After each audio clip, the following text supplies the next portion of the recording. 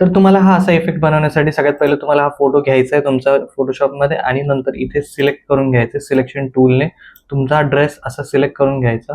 जो additional part असेल तिथे सुद्धा एकदम नीट याला सिलेक्ट करून घ्यायचं. एकदम नीट असलं पाहिजे असंही काही नाही.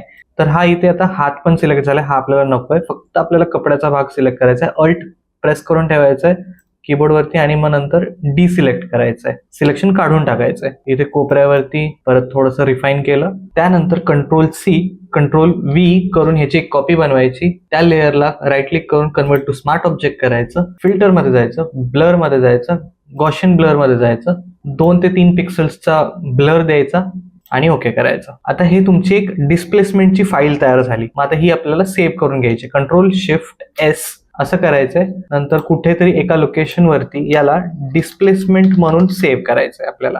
आता मी हे डेस्कटॉपला डिस्प्लेसमेंट म्हणून सेव्ह केलं. हे काम झालं, आपलं एक काम झालेलं आहे. आता हा जो ब्लर ऍड केला होता हा आपण काढून टाकायचा आहे. आता ब्लर काढून टाकल्यावर कंट्रोल शिफ्ट एस पुन्हा एकदा करायचंय. आता हे आपलं एक मेन डिझाईन असणार आहे, त्यामुळे याला आपण डिझाईन म्हणून सेव्ह करणार आहोत. एक डिस्प्लेसमेंटची फाईल बनवली ज्यात ब्लर आहे, डिझाईन म्हणून बनवली ज्यामध्ये ब्लर नाहीये.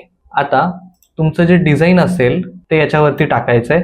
राईट क्लिक करून स्मार्ट ऑब्जेक्ट करायचं, लेअरला लेअर छोटी करायची, कंट्रोल टी करून तुमच्या ड्रेसवरती पूर्ण झाकून जाईल असं प्लेस करायचं. त्यानंतर दोन्ही लेअरच्या मध्ये येऊन ऑल्ट प्रेस करून याला क्लिप मास्क करायचं. हे येत नसेल, हे जमत नसेल, सरळ सोपी गोष्ट राईट क्लिक करा, क्रिएट क्लिपिंग मास्क करा. हे त्याच्यावरती मास्क झालेलं आहे. आता याचा ब्लेंड मोड नॉर्मल मारून मल्टिप्लाय करायचा आहे. त्यानंतर फिल्टर, डिस्टॉर्ट, डिस्प्लेस, किती पिक्सल्सने तुम्हाला डिस्प्लेस करायचं ते मूव्ह करायचं आहे. तर 10 पिक्सल्सने मूव्ह करायचं. ओके करायचं आणि तुमची जी डिस्प्लेसमेंटची फाईल होती ती सिलेक्ट करायची. तर तुम्हाला विचारेल कुठे आहे डिस्प्लेस, तर ही जी फाईल आहे ती सिलेक्ट करायची जी मगाशी सेव्ह केली आणि याला ओपन करायचं. आता याच्यावरती ते डिस्प्लेसमेंट झालेलं आहे. असं ते वाटतंय की वरून कपडा असा गेलेला आहे आणि हे इथे फोल्ड आलेले आहेत बरोबर. आता याच्यावरती अजून एक शेवटचा इफेक्ट ऍड करायचा आहे, तो आहे ब्लेंड इफ वाला. याच्यावरती जो डिझाईन आहे त्याला डबल क्लिक करायचं किंवा राईट क्लिक करून ब्लेंडिंग ऑप्शन्स मध्ये जायचं.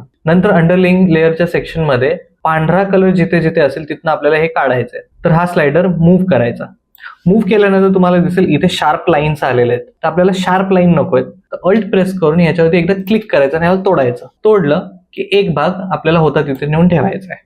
आता हे स्मूथ आणि ऍक्च्युअल कलर बनलेलं आहे. याला पाहिजे तर तुम्ही थोडंफार ऍडजस्ट करून चेंज करू शकता. ते आता आहे ते ठीक आहे आणि ओके केलं. अशा प्रकारे आपण व्हाईट ड्रेसवरती हे डिझाईन ऍड केलेलं आहे. अशा प्रकारच्या व्हिडिओ मी नेहमी बनवत असतो. चॅनलला सबस्क्राईब करून ठेवा म्हणजे तुम्ही बाकी डिझायनर्सच्या पुढे राहाल, कारण मी अशा व्हिडिओज नेहमी टाकत असतो. भेटूया पुढच्या व्हिडिओमध्ये. तोपर्यंत शिकत राहा, डिझाईन करत राहा.